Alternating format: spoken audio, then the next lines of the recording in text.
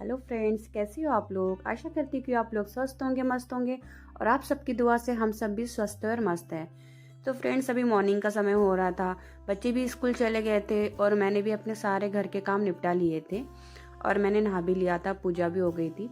तो क्या हुआ ना, हम रात में हॉल में सोए थे, तो हॉल में सोए थे तो जो गद्दा डला हुआ था ना, वो कारपेट पे डला हुआ था, तो मैंने उसको अभी तक उठाया नहीं था क्योंकि ये बच्चों को छोड़ के आया और फिर से लेट गए थे उसके ऊपर। तो मैंने सोचा कि वैसे भी गद्दा हटाने की अभी ज़रूरत तो है नहीं, मेरे काम तो वैसे भी हो ही जाते हैं, कारपेट पे डला था गद्दा, तो मैंने अपने सारे काम पूरे निपटा लिए थे।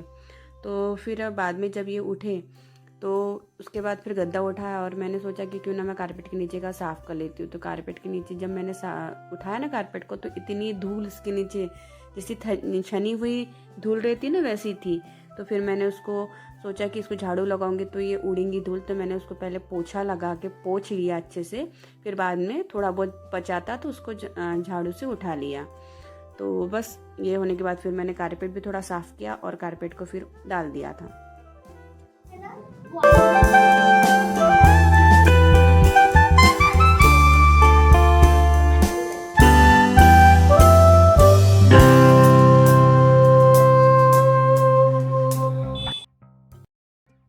तो फ्रेंड्स, अभी हो रहा था दोपहर का समय और अभी हम लोगों का सभी का खाना हो चुका था और आरुषि भी अपनी बजाज साइंस की क्लास को जा चुकी थी क्योंकि आज मंडे था, तो वो चली गई थी और अर्नो अपना खेल रहा था।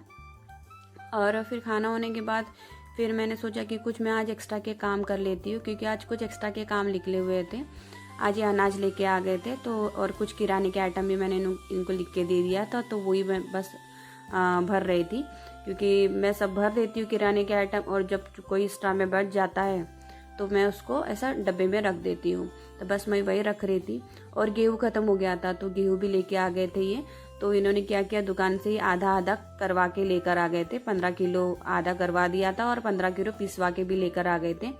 तो क्योंकि क्या है ना, इतना बड़ा कट्टा घर लाओ, फिर उसको आधा करो और फिर से पिसवाने के लिए जाओ तो बहुत ज़्यादा मेहनत हो जाती है, और एक तो ऊपर आना पड़ता है ना कट्टा लेके।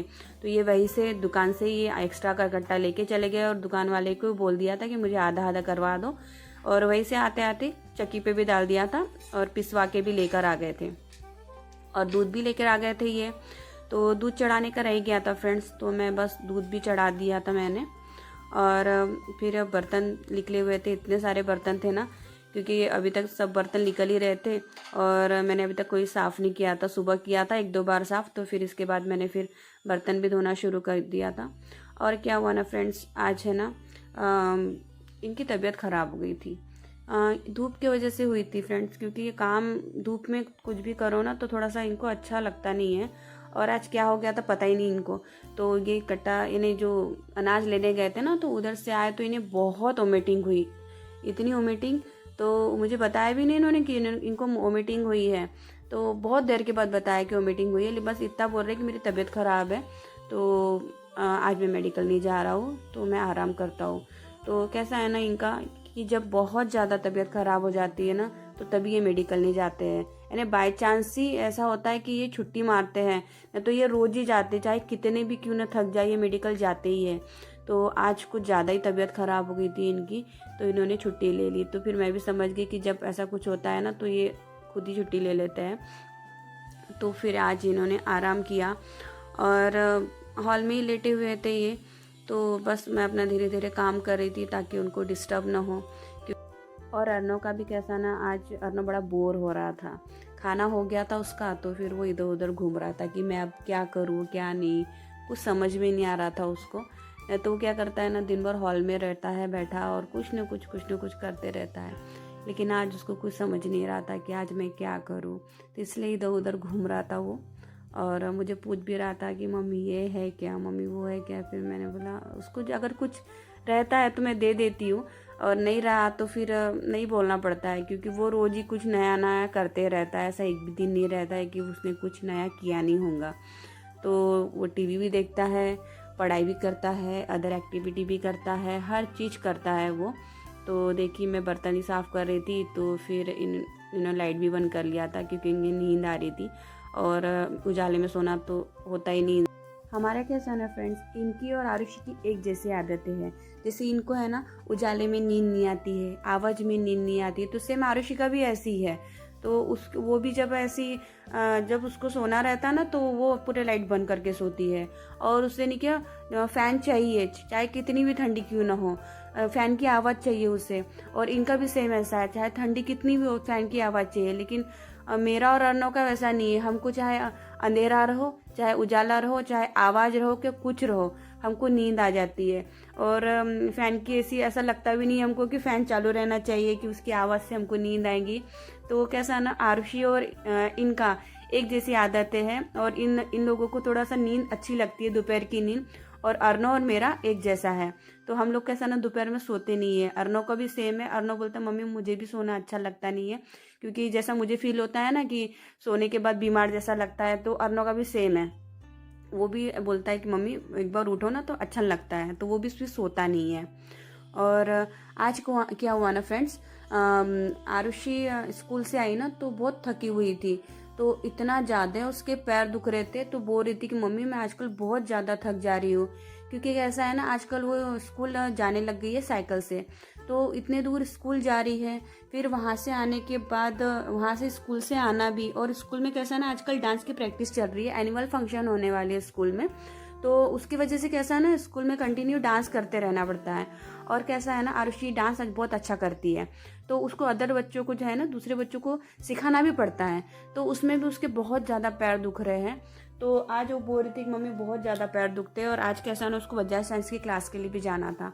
तो वो बोल रही थी कि मम्मी ऐसा ऐसा है। तो मैंने उसको बोला बेटा डांस तो अभी तुम्हारा कुछ दिन ही रहने वाला है, तो उसके बाद तो तुमको इतनी थकान होने वाली भी नहीं है, और अभी कुछ दिन तुम साइकिल से स्कूल मत जाओ, क्योंकि उसके पापा तो स्कूल जाते ही हैं अर्नव को छोड़ने के लिए, तो तुम फिर पापा के साथ ही चले जाया करो ना, क्यों अलग से जा रहे हो।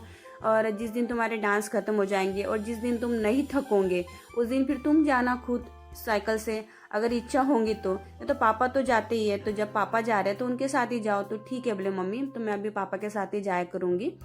तो फिर मेरे काम हो गए थे, दूध भी गर्म हो गया था फ्रेंड्स, तो फिर मैं इधर आ गई थी, पैसेज में आ गई थी, क्योंकि कपड़े धो के रखे हुए थे। तो बस आधे कपड़े मैंने पहले घड़ी करके रख दिए थे, और थोड़े बहुत बच्चों के कपड़े बचे हुए थे, तो बस बच्चों के कपड़ों को मैं वहीं पे घड़ी कर रही थी। और फिर घड़ी करने के बाद फिर मैंने इन्हें अलमारी में भी लगा दिया था। तो हमेशा की तरह इस बार भी कैसा ना, अलमारी खोलो ना तो फिर कपड़े बिखरे हुए हैं, अर्नव के कपड़े बिखरे हुए रहते हैं। मैं उसको कितने बार बोलती हूँ बेटा कपड़े ठीक से रखा करो, तो वो करता ही नहीं है। थोड़ा सा करता है, फिर वो वैसी थोड़ा फिर भूल जाता है। और देखिए खिलौने भी उधर पड़े थे, तो हर बार उसको बोलते रहना पड़ता है। तो करता है ना काम, तो इतने करता है तो बस कंटिन्यू बोलते रहता है मम्मी काम बताओ काम बताओ, और जब नहीं करता है ना तो कुछ नहीं करता है। तो मैं उसकी अलमारी में कपड़े लगाने गई तो सारे कपड़े बिखरे हुए थे, तो फिर मैं उसके कपड़े पूरे अच्छे से करने लग गई थी।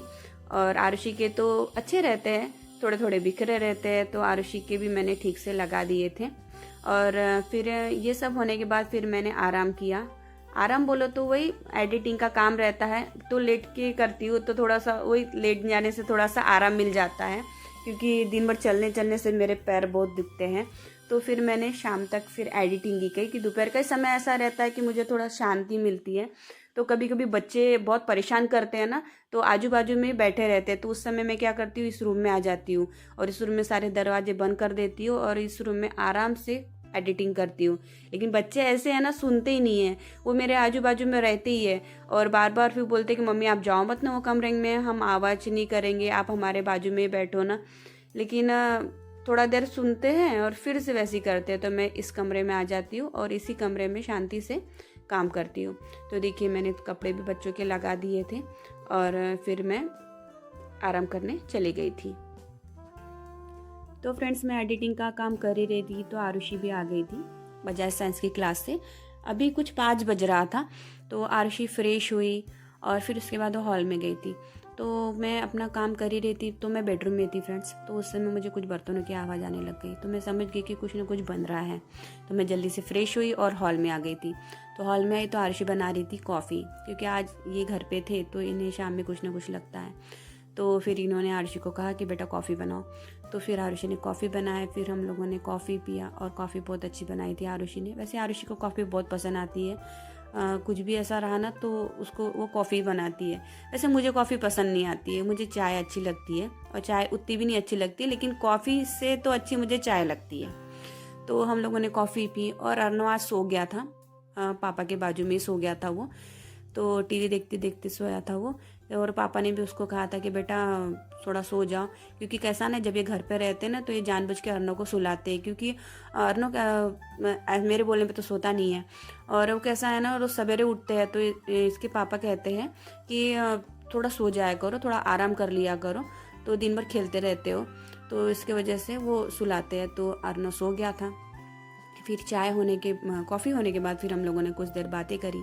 फिर उसके बाद मैं किचन में आ गई थी खाना बनाने के लिए। तो फिर मैंने इनको पूछा कि अब क्या बनाना है, तो ये कह रही थी कि आज निमोना बनाओ। निमोना वो जो तुअर के दाने रहते हैं ना उसका बनता है, तो उसको निमोना कहते हैं।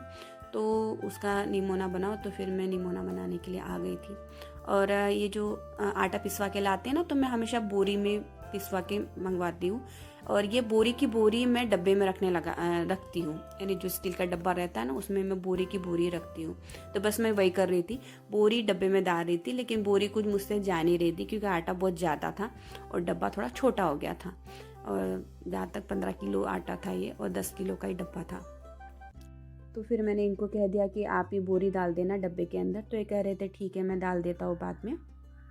तो मैं इसलिए रखती हूँ फ्रेंड्स ऐसी बोरी डब्बे के अंदर, क्योंकि बोरी के अंदर अगर आटा रहा ना तो डब्बा भी साफ़ रहता है।